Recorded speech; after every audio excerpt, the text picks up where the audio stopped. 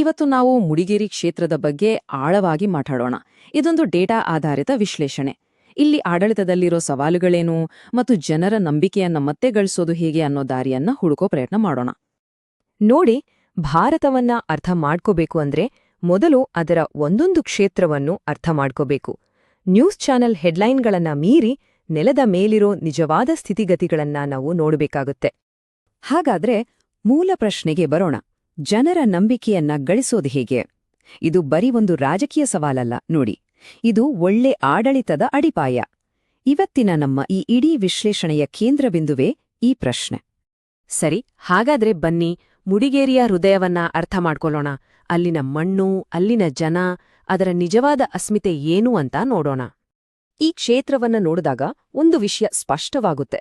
ಇದು ಬಹುತೇಕ ಗ್ರಾಮೀಣ ಪ್ರದೇಶ, 90%ಕ್ಕೂ ಹೆಚ್ಚು.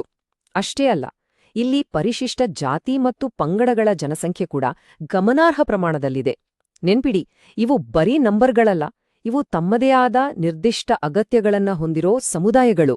ನಾವು ಇವರ ಬಗ್ಗೆ ಗಮನ ಕೊಡ್ಲೇಬೇಕು. ಹಾಗಾದ್ರೆ ಇಲ್ಲಿನ ಜನರ ದಿನನಿತ್ಯದ ಬದುಕಿನ ದೊಡ್ಡ ಸವಾಲುಗಳೇನು? 3 ಮುಖ್ಯ ವಿಷಯಗಳು ಎದ್ದು ಕಾಣ್ತವೆ: ನೀರು, ರಸ್ತೆ ಮತ್ತು ಉದ್ಯೋಗ. ಈ ಮೂಲಭೂತ ಸೌಕರ್ಯಗಳ ಕೊರತೆ ತುಂಬಾನೇ ದೊಡ್ಡದಾಗಿದೆ. ಇದೇ ಅವರ ಮೊದಲ ಆದ್ಯತೆ, ಅವರ ಪ್ರಮುಖ ಕಾಳಜಿ. ಸರಿ, ಜನರ ಸಮಸ್ಯೆಗಳನ್ನ ನೋಡ್ವಿ. ಈಗ ಎಲೆಕ್ಷನ್ ಡೇಟಾ ಕಡೆ ಗಮನಹರಿಸೋಣ. ಜನರ ಈ ಅಗತ್ಯಗಳು, ಅವರ ಈ ಕಾಳಜಿಗಳು ವೋಟ್ ಆಗಿ ಹೇಗೆ ಬದಲಾದವು? ಬನ್ನಿ ಇದನ್ನ ಆಳವಾಗಿ ನೋಡೋಣ. 2018ರ ಎಲೆಕ್ಷನ್ನಲ್ಲಿ ಗೆಲುವಿನ ಅಂತರ 12,512 ವೋಟುಗಳು. ಇದು ತುಂಬಾನೇ ಸ್ಪಷ್ಟವಾದ, ಆರಾಮದಾಯಕವಾದ ಗೆಲುವಾಗಿತ್ತು. ಆದ್ರೆ 2023ಕ್ಕೆ ಬರ್ತಿದ್ದ ಹಾಗೆ ಕಥೆನೇ ಪೂರ್ತಿ ಬದಲಾಗೋಯ್ತು. ಗೆಲುವಿನ ಅಂತರ ಎಷ್ಟು ಗೊತ್ತಾ? ಕೇವಲ 722 ವೋಟುಗಳು. ಅಬ್ಬಾ, ಎಂಥ ಸೂಕ್ಷ್ಮ ಅಂತರ ಅಲ್ವಾ? ಇಷ್ಟು ದೊಡ್ಡ ಬದಲಾವಣೆ ಆಗಿದ್ದಾದ್ರೂ ಹೇಗೆ? ಕೇವಲ 222 ವೋಟ್ ಅಂದ್ರೆ ಏನರ್ಥ ಯೋಚನೆ ಮಾಡಿಯೇ. ಅಂದ್ರೆ ಪ್ರತಿ ಹಳ್ಳಿಯ ಕೆಲವು ಕುಟುಂಬಗಳು ತೆಗೆದುಕೊಂಡ ನಿರ್ಧಾರ ಅಷ್ಟೇ. ಇದು ಸುಮಾರು 10% ವೋಟ್ ಸ್ವಿಂಗ್. ನಿಜಕ್ಕೂ ಜನಾದೇಶ ಕತ್ತಿಯ ಅಂಚಿನಲ್ಲಿ ನಿಂತಿತ್ತು. ಇಂಥ ಸಂದರ್ಭದಲ್ಲಿ ನಾವು ಒಂದು ಮೂಲಭೂತ ಮೌಲ್ಯವನ್ನ ನೆನಪಿಸ್ಕೊಳ್ಬೇಕು. ಪ್ರತಿಯೊಬ್ಬ ವ್ಯಕ್ತಿಯ ಘನತೆ ಅನ್ನೋದು ಎಲ್ಲಕ್ಕಿಂತ ಮಿಗಿಲು. ಸತ್ಯದ ಮೇಲೆ ನಿಂತ, ಜವಾಬ್ದಾರಿಯಿಂದ ಆಡುವ ಮಾತುಗಳೇ ಆರೋಗ್ಯಕರ ಪ್ರಜಾಪ್ರಭುತ್ವದ ಅಡಿಗಲ್ಲು. ಇದು ತುಂಬಾನೇ ಮುಖ್ಯ. ಸರಿ, ಎಲೆಕ್ಷನ್ ರಿಸಲ್ಟ್ ಏನು ಅಂತ ನೋಡಿದ್ವಿ. ಈಗ ಯಾಕೆ ಹೀಗಾಯಿತು ಅನ್ನೋದನ್ನ ಅರ್ಥ ಮಾಡ್ಕೊಳ್ಳೋಣ.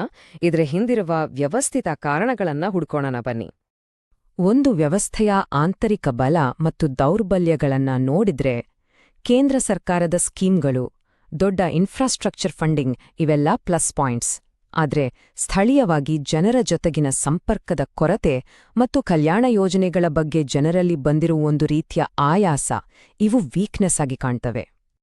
ಇಷ್ಟೇ ಅಲ್ಲ, ಹೊರಗಿಂದಲೂ ಕೆಲವು ಒತ್ತಡಗಳಿದ್ವು. ಉದ್ಯೋಗ ಅರಸಿ ಯುವಕರು ಬೇರೆ ಕಡೆ ಹೋಗ್ತಿರೋದು, ಕಾಫಿ ಬೆಲೆಯಲ್ಲಿನ ಏರಿಳಿತ, ಪಶ್ಚಿಮ ಘಟ್ಟಗಳ ಪರಿಸರ ನಿಯಮಗಳು, ಇವೆಲ್ಲವೂ ಕೂಡ ಎಲೆಕ್ಷನ್ ರಿಸಲ್ಟ್ ಮೇಲೆ ನೇರ ಪರಿಣಾಮ ಬೀರಿದ್ವು. ಹಾಗಾದ್ರೆ ಜನರ ಸಮಸ್ಯೆಗಳಿಗೆ ಮೂಲ ಕಾರಣ ಏನು ಮತ್ತು ಅದಕ್ಕೆ ಪರಿಹಾರವೇನು? ಇದನ್ನ ನೋಡೋಣ.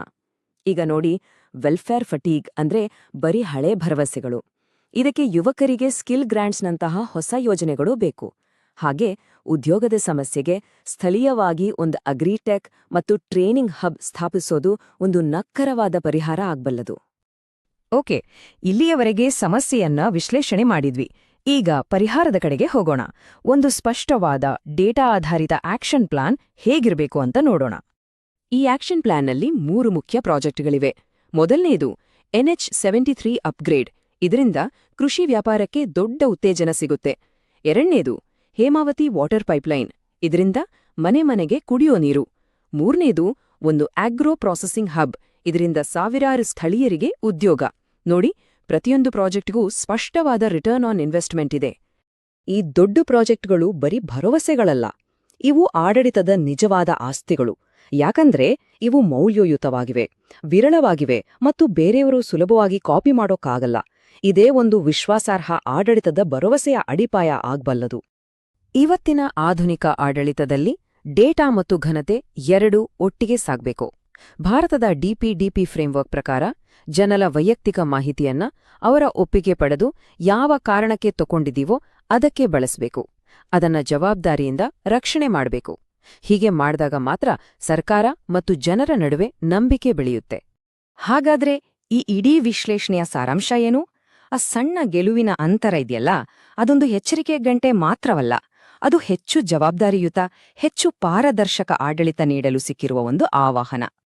ಡೇಟಾ ಒಂದು ಸ್ಪಷ್ಟವಾದ, ದಿಟ್ಟವಾದ ಶಿಫಾರಸನ್ನ ನಮ್ಮ ಮುಂದಿಟ್ಟಿದೆ. ಅದೇನೆಂದರೆ, ಇಲ್ಲಿಗೊಂದು ಹೊಸ ಮುಖದ, ಹೊಸ ನಾಯಕತ್ವದ ಅಗತ್ಯವಿದೆ. ಜನರ ನಂಬಿಕೆಯನ್ನ ಮತ್ತೆ ಗಳಿಸಿ, ಈ ಬ್ಲೂಪ್ರಿಂಟನ್ನ ಕಾರ್ಯರೂಪಕ್ಕೆ ತರಬಲ್ಲ, ಎಲ್ಲಾ ಸಮುದಾಯಗಳನ್ನ ಒಗ್ಗೂಡಿಸಬಲ್ಲ ಒಬ್ಬ ನಿಜವಾದ ಸ್ಥಳೀಯ ವ್ಯಕ್ತಿ ಬೇಕಾಗಿದ್ದಾರೆ.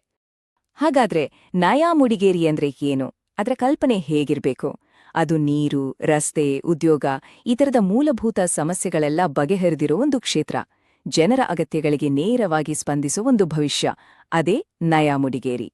ಜನಕೇಂದ್ರಿತ ನಾಯಕರಾಗಲು ಮತ್ತು ತಮ್ಮ ಕ್ಷೇತ್ರವನ್ನು ಉನ್ನತೀಕರಿಸಲು ಬಯಸುವವರು blueprintstrategies.ai ಅನ್ನು mgr@blueprintstrategies.ai ನಲ್ಲಿ ಸಂಪರ್ಕಿಸಿ ಅಥವಾ 08042041602ಗೆ ಕರೆ ಮಾಡಿ. ರಾಜಕೀಯವನ್ನು ಮೀರಿದ ಉದ್ದೇಶ.